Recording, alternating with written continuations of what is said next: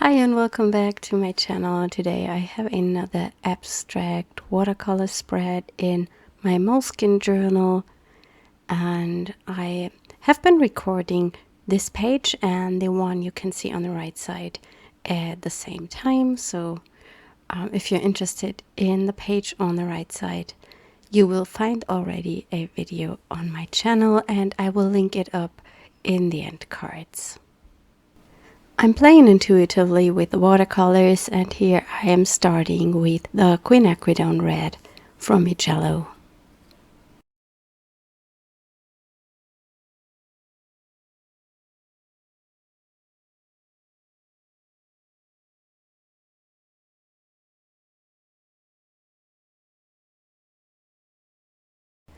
I'm using the same colors that I have already used on the right side, and the blue is the Inthandren, not sure if I'm pronouncing it right, blue from Rosa gallery.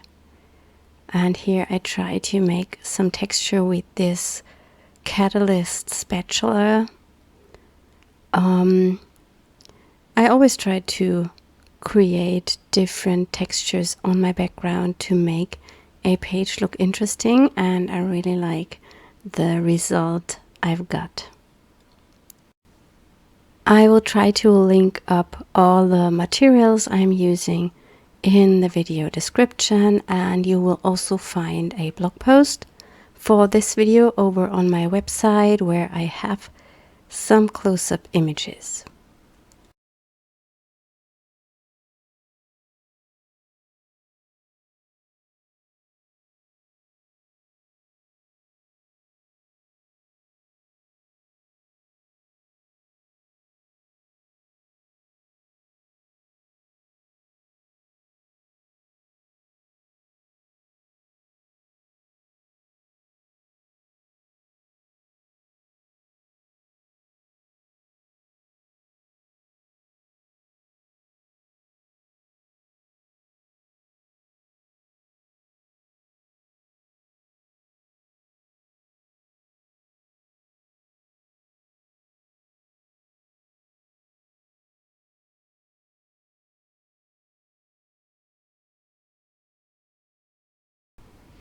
The yellow I'm using here is the Naples yellow.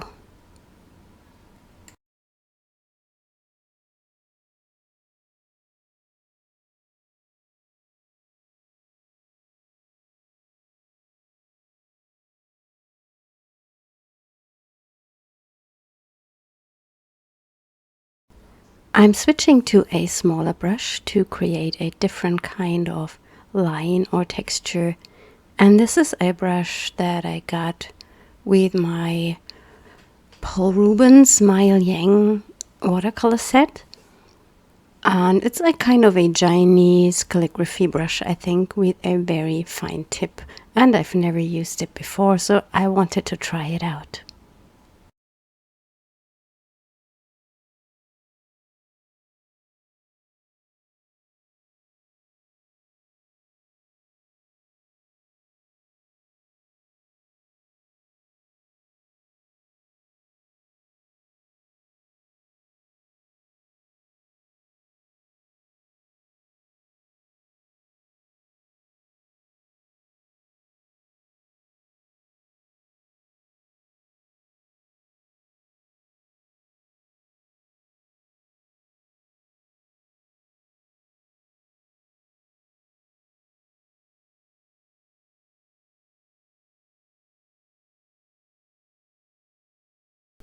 I really love that the Naples yellow mixes pretty with the blue and also with the red. And also the blue and the red are making a nice violet. And that's really, it's a really nice property of these colors. It makes it easy not to create a muddy color.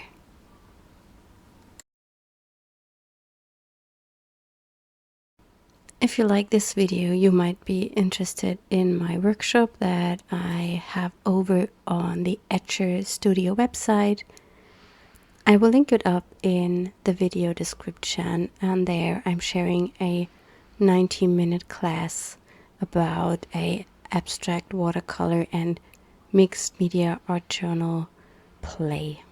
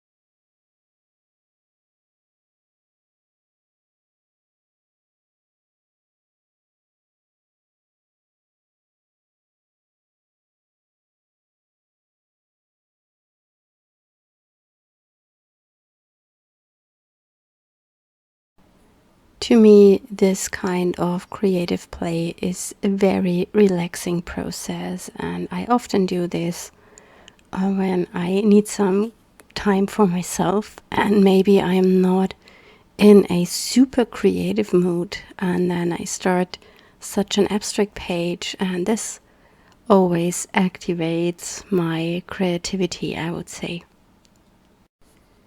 I will now let this page dry and then add some more texture later on top to create more depth. I feel creating layers over watercolor gives you very interesting effects because of the transparency of the colors. In my next step, I decided to use a stamp together with the watercolors. The stamp is from my Pencil Marks number 3 stamp set.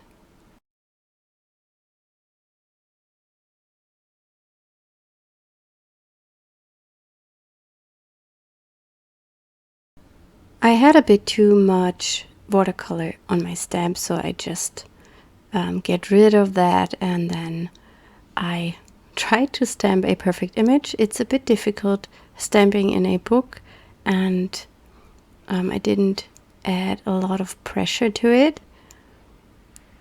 but it will work out nice in the end. I really like the texture you get when you stamp with watercolors. I did this technique more often recently.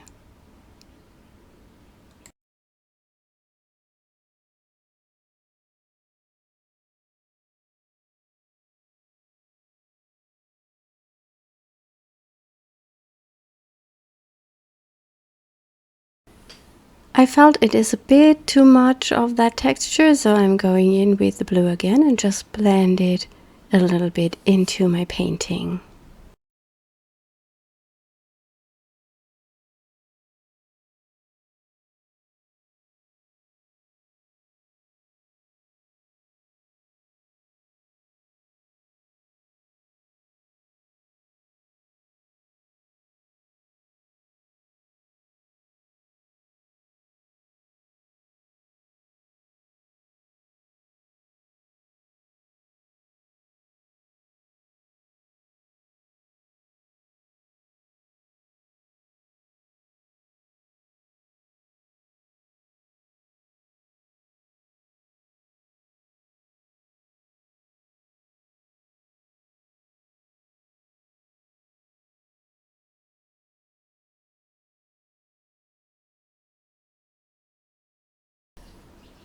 I feel that this empty grayish area in the middle is kind of a bit boring, so I think I will add some of that yellow to it to just fill it and give it more depth.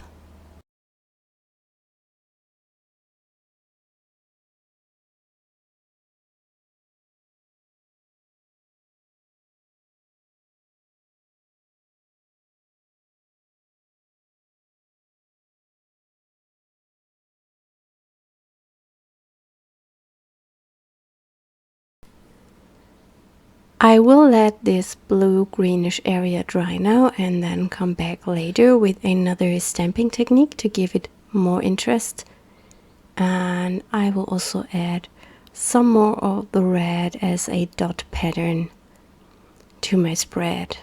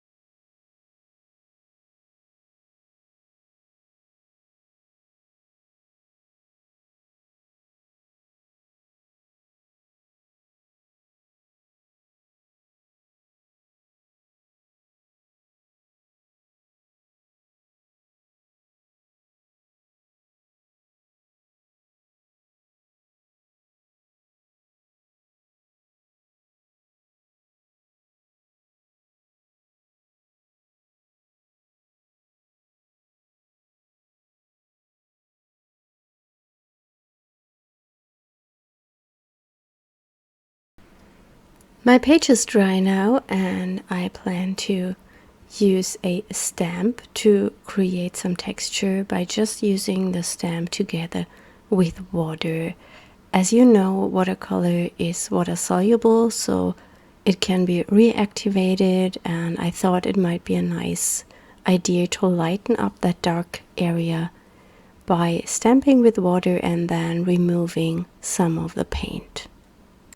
Depending on the paper you're using, this technique will work out more intense or less intense. The Moleskine paper lets the paint reactivate very well, and you can remove a lot of the paint if you want to.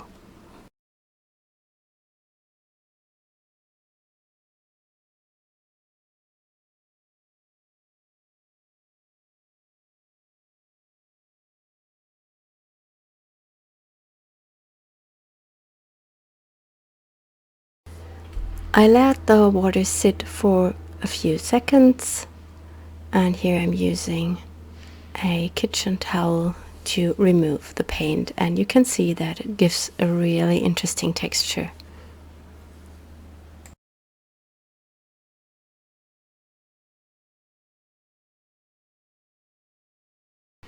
I will do it again with the other stamp. It's the negative from the one I've used before, or let's say it's the positive.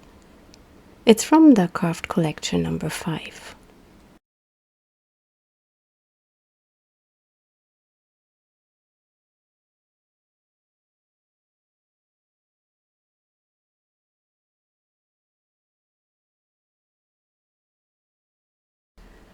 I want to add a botanical element to this area with the blue to just make it more interesting and to bring in a main image. And as my inspiration for my botanical drawings, I very often use these kind of vintage botanical books, and there are a lot out there, and this one is The Garden Eden, and I really love this book. It has some really nice leafy shapes inside, and having a reference makes it always much easier compared to drawing stuff from imagination.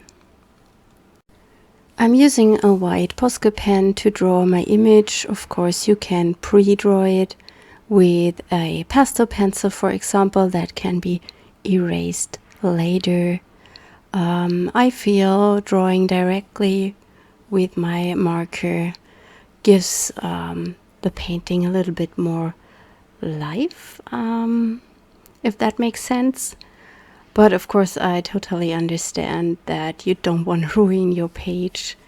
And if you don't draw these kind of shapes very often, I would recommend just pre-drawing your image.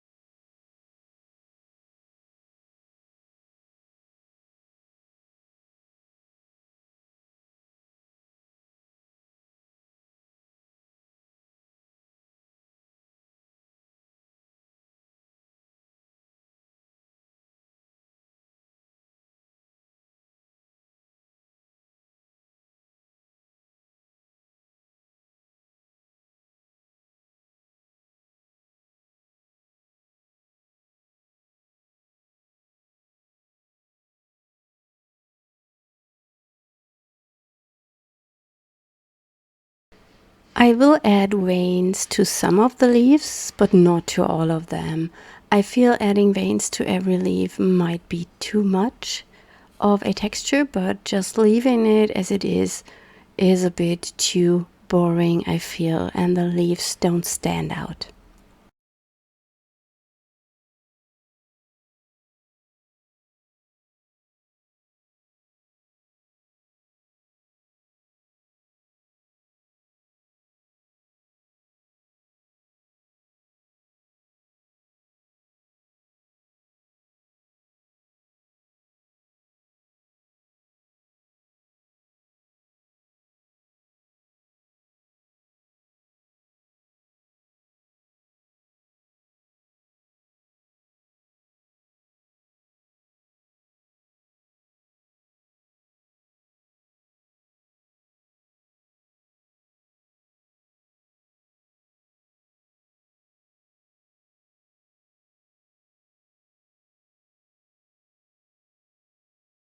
I'm adding another pattern with my white marker to bring in that white in another area of my page, and I also love these tiny dot patterns.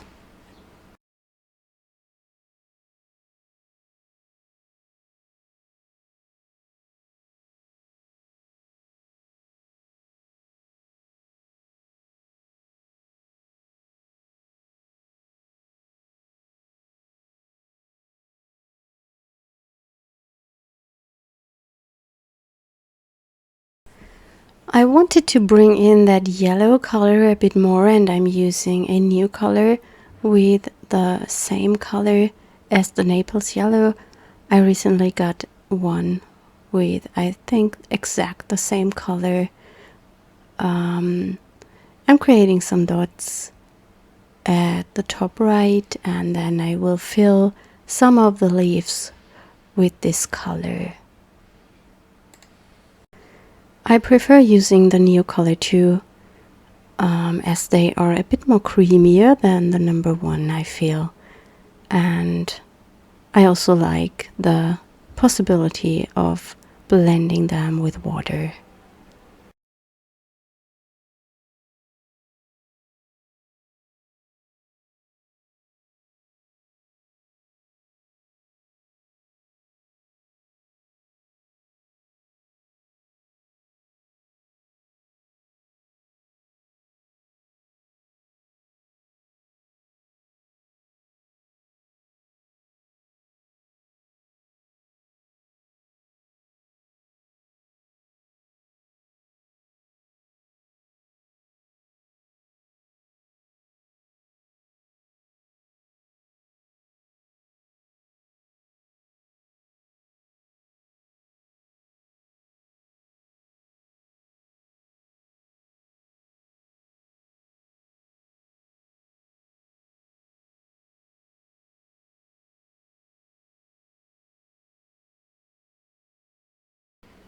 I really like that both pages match. It's always nice to have a matching double spread. I think I'm happy with how the page turned out. It's quite of a balance between the 4 colored in leaves and the 3 leaves with the veins. I hope you enjoyed today's video, and I hope you are inspired to play a little in your art journal. I hope we will see us next time. Bye.